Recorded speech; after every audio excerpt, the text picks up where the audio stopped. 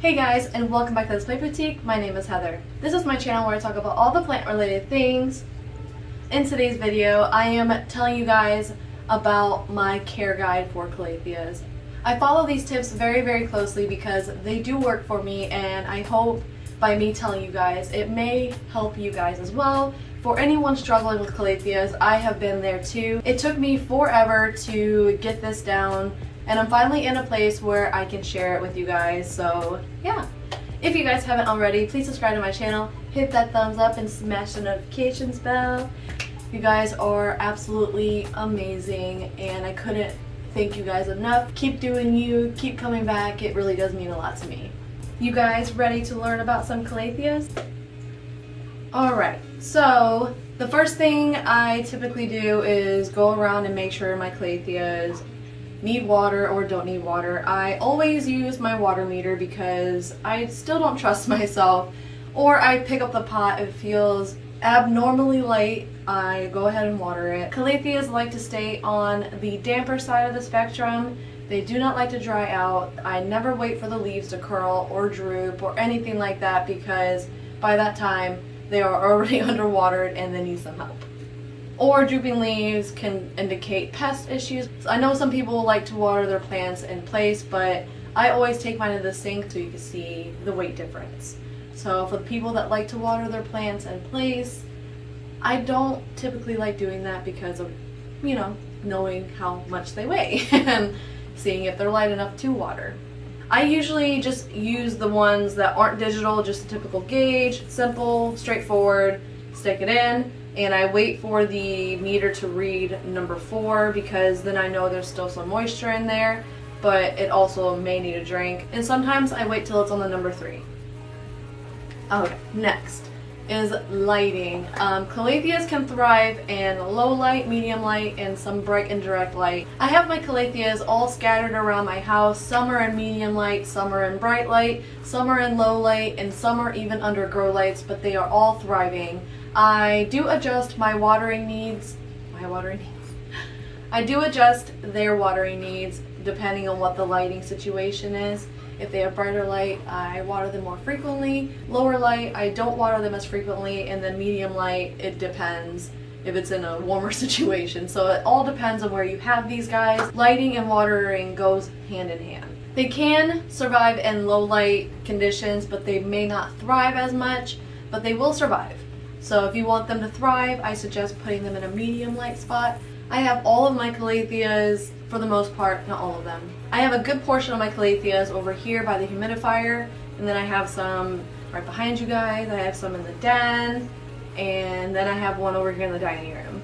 But yes, they're all scattered, but they are doing great. Some of them are showing signs of lack of humidity, and with that, I'm jumping right into humidity. They are humidity lovers. You want to be cautious and not make it too high, because then you can run the risk of having mold problems in your home. I like to keep their humidity around like 50, 55, maybe 60. 60 is a sweet spot, and it won't cause issues in your home. They will let you know you messed up if it's anything below 40%. So just keep an eye on the humidity, because if you don't, they will have crispy leaves.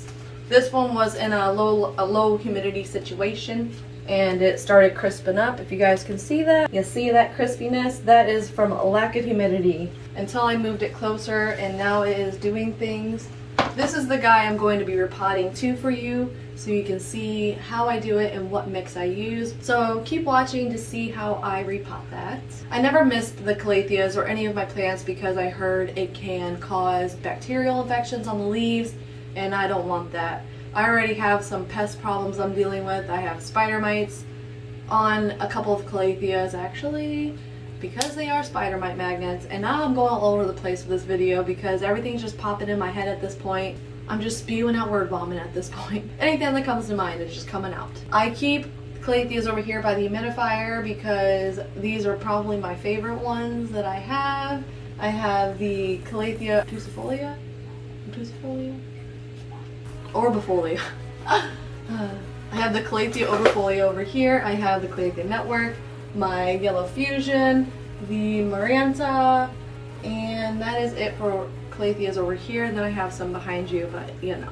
I'll do an updated Calathea video eventually. So I added more since my last one. But this is my east-facing window. I think I tell you guys this is an east-facing window every time I record, so it's probably beaten into your heads by now. But the humidifier is ran probably a good portion of the day because it's really dry in here, especially in the winter. But the humidifier goes, I have to refill it like 2 times a day because I let it run consistently. And then I shut it off at night, and they love it. They seem to be thriving, so I'm gonna keep doing it. Up next is fertilizing. Calatheas need food. They need food to survive, they need food to make their energy, to perform their beautiful duties. Because it's packed full of nutrients and it's already filtered. I use fish tank water in all of my plants, especially Calatheas, because it's already filtered and it's packed full of nutrients. It's kind of like a little boost in between when I give them the full-blown feedings.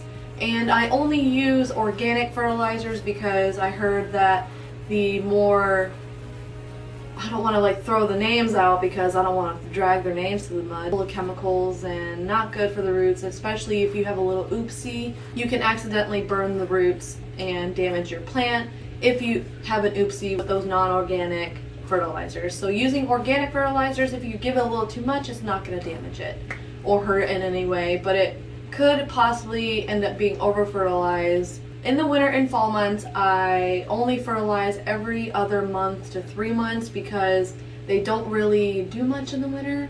So I don't fertilize them, I just give them the aquarium water so it keeps them, you know, happy. In the spring/summer, I fertilize once a month because that's when they are popping off and they are shooting out all kinds of growth. You only want to fertilize when your plant is actively growing. You never want to fertilize if it's not doing anything, if it's shooting out little leaves or no leaves, or just give it a look at the roots, make sure nothing's going on below the surface of the soil. If it's growing smaller leaves, you're not fertilizing it enough or having infrequent watering schedulings. Honestly, my plants are never on a watering schedule. I just kind of water them when they need it. And people ask me all the time, how do you water all of those plants and not feel overwhelmed? It's only because I water every day of my life. I only water some plants though. It's like 3 or 4 every other day, or you know, in my case, every day it's been a plant so far, but it's never more than like 5 at a time, so that's how I can get it all done without feeling overwhelmed. A little side note for you guys. I use liquid dirt as a fertilizer, and I also use Super Thrive. Very good, natural, organic fertilizers. You can also use worm castings as a slow release natural fertilizer. So for anyone kind of looking into getting fertilizers, I highly recommend organic. If you do go the non-organic route, make sure you're just following the directions on the back and you're diluting it a lot and just making sure you don't hurt your plants. Calatheas do good in a well-draining mix. So an aeroid mix is ideal for Calatheas. It's a perfect situation for them. They love the nice aerated soil, they can thrive in it and still retain moisture that they need. I will be demonstrating for you guys how I repot my Calatheas. This one actually needs it really bad because she is in some crappy soil and it looks like she has none in there, so it's time anyway. And I will show you guys how I mix that up too. Calatheas also do not like to be root bound, so as soon as you see roots popping out the bottom of that pot, get her into something different. They love a bunch of room to grow. If they have that room to grow, they will thrive for you and burst out all kinds of growth. So make sure when you're repotting, if it's in a smaller pot, say a 4-inch pot, you only want to size it up 2 inches at a time, so we'll go up to a 6-inch pot at that time. And then after you repot it, it may not need repotted for a year or 2. Just keep an eye on the roots coming out the bottom and you should be good. I will be repotting this Calathea for you guys after I go through all the care tips. So with that, last but not least is pest management. Calatheas are spider mite magnets, and I know that because I am dealing with an infestation right now on one of my Calatheas. Actually, it's my big Setosa, and I'm very bummed about it, but she doesn't have any damage, it's just the bugs are there. I took action, I rinsed her off, I sprayed her down with some insecticidal soap I made, which is castle soap, water, and a little bit of neem oil. And then I sprayed her with Captain Jack's, and I will only treat her with Captain Jack's every week. I won't be doing that whole thing. I may just rinse her and then treat her every time, just because I want to make sure she's good to go. I don't want spider mites on any of my other plants, so I have her quarantined in the laundry room. There's plenty of light. She actually gets lots of humidity in there from the dryer, so it's a win-win. But to prevent that from happening, just make sure you're keeping your plants clean. I recommend wiping them off with a rag and neem oil, or even just rinsing them off once a month. I cannot wait until it's nice and warm outside. I can take my plants to the deck, spray them all off, get them all nice and rinsed off, maybe flush the soil from, you know, being bottom watered, because that nice flush is really good for them every now and again. But anyway, I hope you guys enjoyed those tips. I am going to repot this plant for you guys now. So yeah, I have to get set up first, so give me 2.4.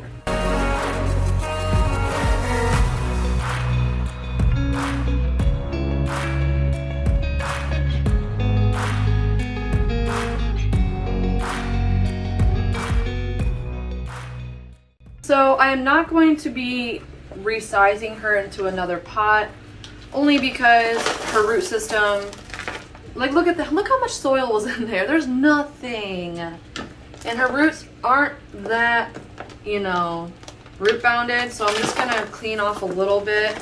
Actually, I'm just gonna do all of it and just be very gentle. And when you're doing this with Calatheas, you want to be very, very gentle, so I'm just gonna squeeze and just rotate her until, and actually this soil isn't that bad to come off. It's actually coming off pretty easy, so I'm pretty happy about that. And it kind of stinks, okay? And there's nothing to this. Like, I hate when stuff's potted in this. Like, it's like sand. I hate it. It's not ideal, but her root system is not that like dense or anything, so I'm just gonna leave her in like a little ball, get all this debris off.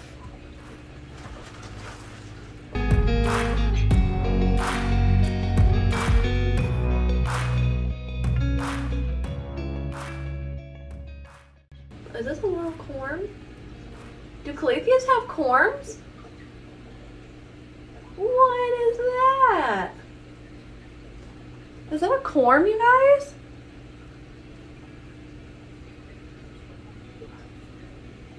Look at that. I don't know what that is, but I'm gonna leave it alone and see what happens. But I think, unless, yeah, because there's a bunch of them in here. Whoa, that's kind of cool. I'm just getting the debris off. If you guys see her flailing around up on camera, she's just getting tugged on a little to get this stuff off. Oh, she has a new little growth coming out.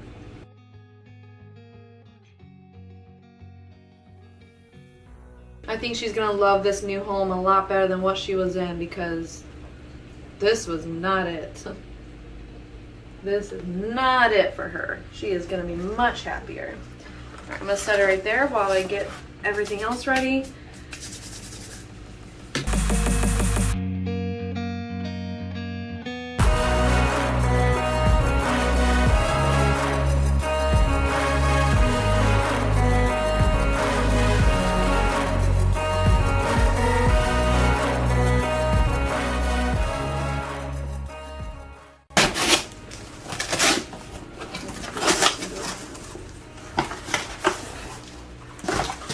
So this is the chunky soil mix I use, or I mix it into potting soil. Let me show y'all. It has a bunch of bark, perlite, horticultural charcoal, and it looks like coco coir. And then I use some of the Happy Frog potting soil, and I just put a little. Honestly, I'm probably gonna put that much in. Nah, I'm gonna put a little bit more. And I literally just use these two things. I use the Happy Frog potting soil, and then I use this stuff, and then I mix it all in.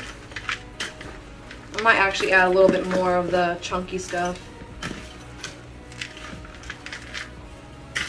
Just a teensy bit more.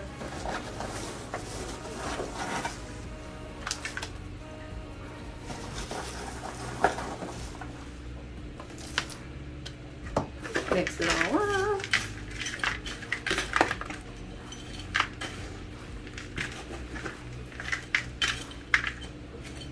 Alright, a little bit more.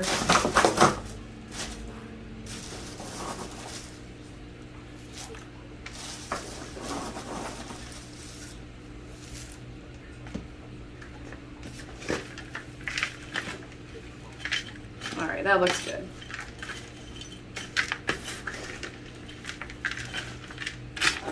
I don't want to make it too chunky because they still like to retain a little bit more moisture. So keeping that potting mix like this will help a lot. Actually, I'm going to set it in here. And then you just add a little bit of soil to the bottom.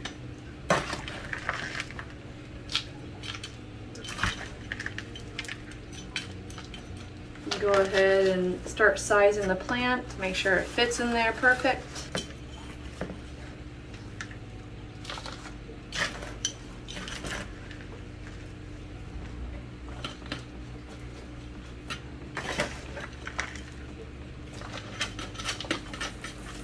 And then you just want to make sure it's nice and packed in there, even around the roots. Make sure you tap the pot to cover all the roots. And then you just want to make sure she's sturdy, and that's it.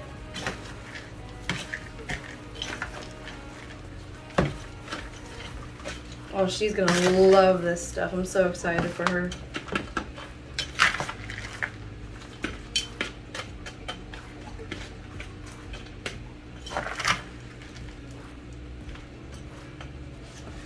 Yay! And now she's all repotted. Probably add a little bit more up in here.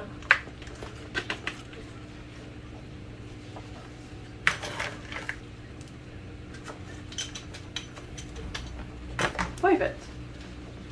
And then just push it down just a little. And then I'm going to take her to the sink and I'm going to water her.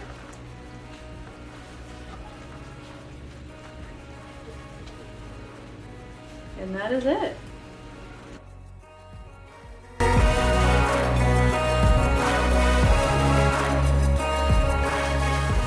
Well, that was everything for today. Thank you guys for joining me and checking out my care guide for Calatheas. I hope it does help you guys. It definitely helped me. Just keep up with the care and your Calatheas will love you. I cannot stress this enough. Plant care is self-care. If you guys would love to see how I keep up with all of these plants, please subscribe to my channel, hit that thumbs up, and smash the notifications bell. It really does help my channel get out there. I really do appreciate it. You guys are absolutely amazeballs. I hope everybody has a wonderful weekend. Happy planting.